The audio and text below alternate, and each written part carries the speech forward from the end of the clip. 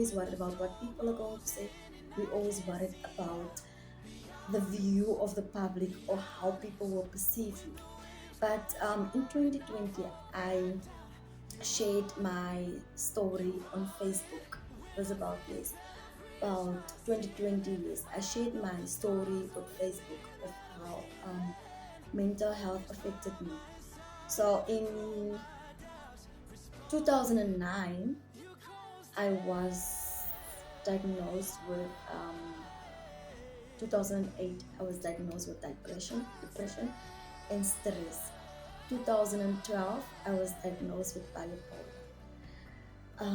and the high form type 1 bipolar, the highest form of bipolar. I was diagnosed with that. And last year, around this time, I had a breakdown, ended up in hospital for around about a month.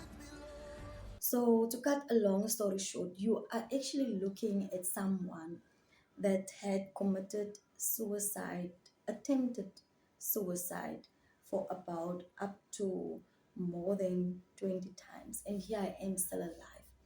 I remember the one attempt I had, I ended up in the ICU and I woke up 3 days later.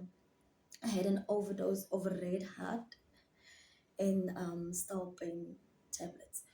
So I want to share my story with everyone out there or those that are listening, but I will touch base on certain things. I was diagnosed with bipolar.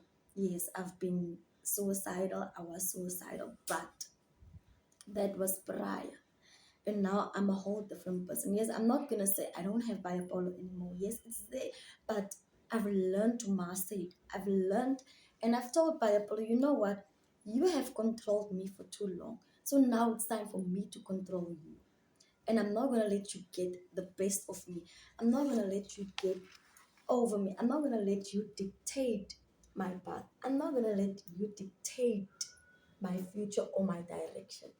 So I had to change my mindset. I had to change the way I think, the way I do things.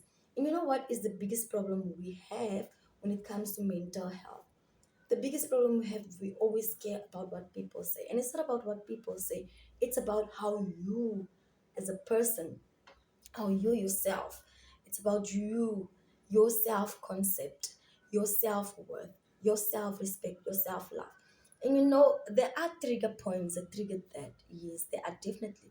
And then on the other hand, mental health doesn't have any age. It doesn't choose its gender. It doesn't choose its race. It doesn't choose rich or poor. It affects everyone. Mental health is everyone because you can be good now 1 second and then all of a sudden there are triggers, basically triggers that can trigger your mental state. And I've seen people laugh at me, mock me, made fun of me, and they became exactly the way I was. They became depressed. They became whatever breakdown they had. They became that because they mocked me. And yes, I don't care about it. I used to be shy to share my story. I used to be shy to talk about bipolar. I used to be shy about talking about my condition. But at the end of the day, I had to accept, I have to tell myself, I have this condition, yes. I will take medication for it. For the longest time now, I haven't been on medication. Um, yes, I'll go to the doctors every month. I'll do whatever I need to do because I have people around me that love me very much in that case. So, to cut a long story short, because I will share my story as time goes, and I've opened a YouTube channel. I will tell you more about it, and I will share how you can cope with whatever mental illness you have. But to cut a long story short, um,